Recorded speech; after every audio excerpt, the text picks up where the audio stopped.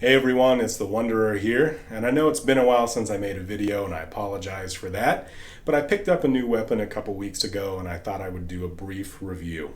The Windlass bar mace.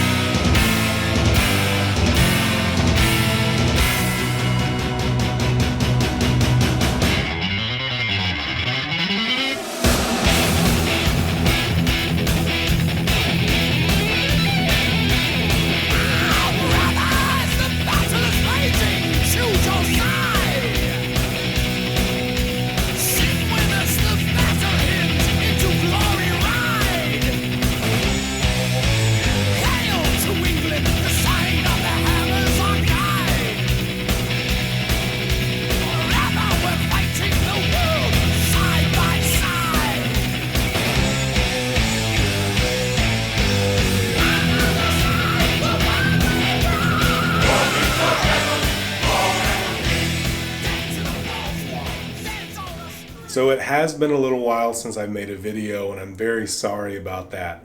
I've seen that I've gotten some new subscribers and I just wanted to say thank you. I really appreciate the fact that you find me somewhat entertaining and I'll do everything I can to live up to your expectations. So since it's been a while since I made a video and since I'm introducing something a little new, I wanted to go ahead and put out my new rating system that I'm going to start using on all my weapons reviews.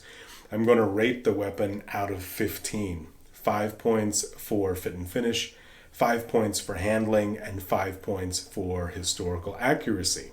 So let's take a look at this badass chunk of steel and see how it stacks up.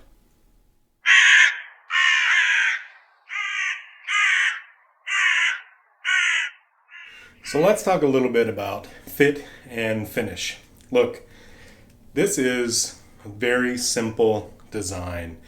It would be very difficult to screw this up. So, having said that, I think that Windlass did a pretty good job given the simplicity of this design. This is essentially 4 pieces of steel, 4 bars of steel, which are welded together in the shape of an X throughout the length of the weapon. And at the end, you do have, I believe, welded on a ball pommel here, which is also pretty dangerous, as you may have seen or may have noticed in the video. So in terms of the steel work, it would be really hard to screw this up. In all honesty, if you had the right tools, you could probably do a pretty decent job of making this yourself in your own garage, even if you've never made weapons before. So in terms of the steel work, Windlass does a good job. You can't see the weld. It looks like a weapon and not just some, something that Bubba came up with out in his garage out back. So pretty good job in terms of the steel work. My biggest gripe with this weapon is in the grip. The leather isn't the best quality and it's very thick. Normally that wouldn't be a problem, but Windlass chose to wrap the grip with this thick leather cord. It's not very comfortable to use unless maybe you had on thick gloves. It's also not very tight, so when you're moving it, it does move back and forth. It's not a very tight fit, and really the grip just kind of looks cheap. It's definitely functional, but it's not very aesthetically pleasing, and it's not very comfortable. Additionally, they put this cord on here for hanging the mace. That makes it convenient to hang it, but when you're using it, it does get in the way. It's also that thick cord, so it doesn't stay on very well. You could probably remove it, but it is a little bit of annoyance. So, in terms of fit and finish, I'm going to give this a 3 out of 5.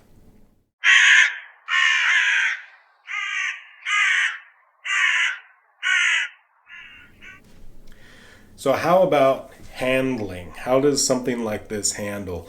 Well, to be quite frank with you, For a smashing weapon, it handles pretty well.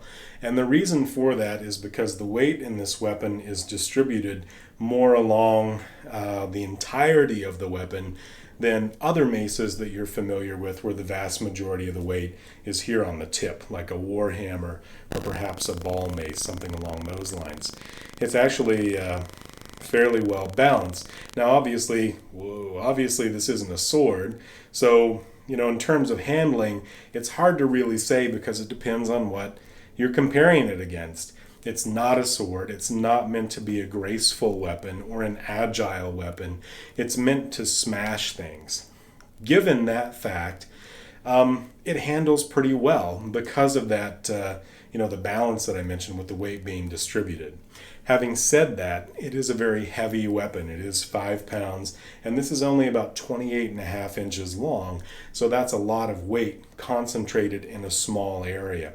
So you will get worn out pretty quickly if you're using this, even two-handed. If you used it one-handed with a shield, you would have to be very strong and have a lot of stamina to really use this for an extended period of time. However, given the type of weapon that it is, I would say that as smashing weapons go, it handles very well because of the fact that it's fairly well balanced. Now, that is somewhat of a negative in terms of the damage that it inflicts. The reason being is if the weight was more focused here on the tip, you'd have a little more smashing power. However, because of the fact that the damage is going to be focused, or the force of impact is going to be focused here on the edge of the bar, it does do a little more penetration than, say, maybe a warhammer might do, or a more blunted type mace. So it does a lot of damage. It's not devastating smashing damage, but it definitely does quite a bit of damage, for a smashing weapon, and it's really pretty impressive. So in terms of handling, it definitely does what it's supposed to do for the type of weapon that it is. I'm not going to compare this to an agile sword. I'm going to go ahead and compare it to other impact type weapons, and I'm going to say this handles pretty well and give it a 4 out of 5 in terms of handling.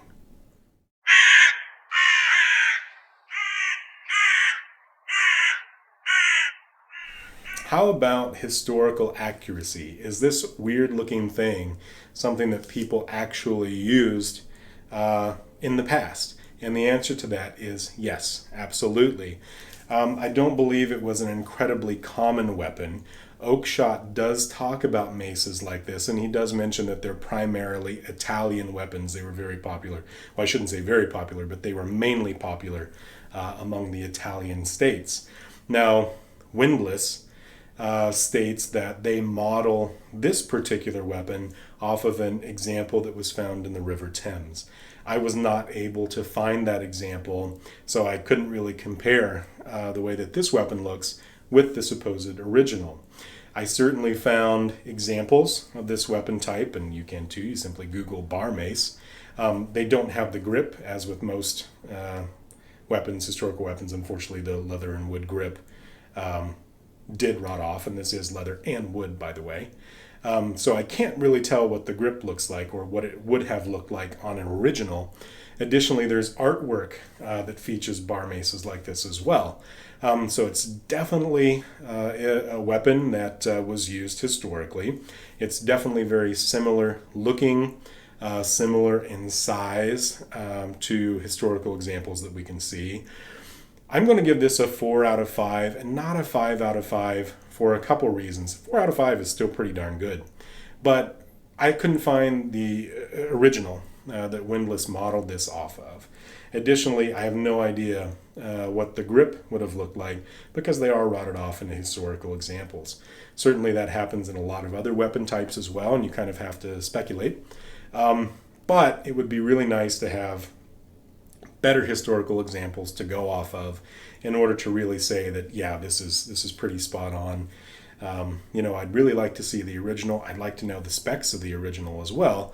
And maybe if I had that available, I would give it a 5 out of 5. But as it stands, I'm going to go 4 out of 5 in terms of historical accuracy.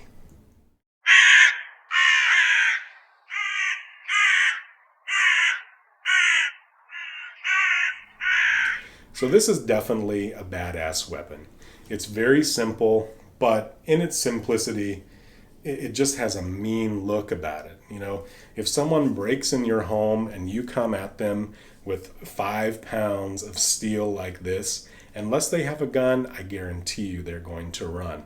Plus, it just looks neat. I mean, when you think of medieval weapons, you know, unless you're really savvy to what medieval weapons were like, you think of something that's a little bit more scary, you know, something that's intimidating, and this is a very intimidating weapon, so I like it a lot. It retails on museumreplicas.com for around $130. I got this as one of their deals of the day. I believe it was $69, maybe $65, something around there. I don't know that I would spend $130 on this weapon because it is very simple. If you can get it on sale, and I say this about everything, but if you can get it on sale, I think it would be worth it. Maybe if you can find one used, maybe it'll be a deal of the day again in the future. Pick it up, it's pretty cool. So again, the Windlass bar mace, you can find it on museumreplicas.com. I really appreciate you guys watching. I appreciate you liking and subscribing. And I also appreciate it if you don't like the video, let me know why so I can change for the future. And I've got a lot of videos to do. I've got an Albion sword to review, a shield, a Bec de Corban, so all kinds of stuff coming up in the future. And I could definitely use the feedback. So thanks for watching, guys, and I'll talk to you later.